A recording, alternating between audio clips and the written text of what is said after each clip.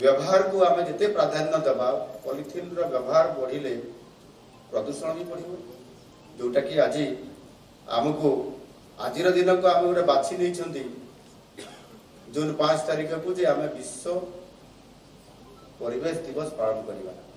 प्राकृतिक संपद होउछि मानव जीवनर आधार। जल जमी जंगल पहाड़ वन्य जंतु ये समस्त आम जीवनर गोटे गोटे अंश किंतु दुखर विषय होउछि वर्तमान समय रे एही संपद अनियंत्रित भाव नष्ट होउछि।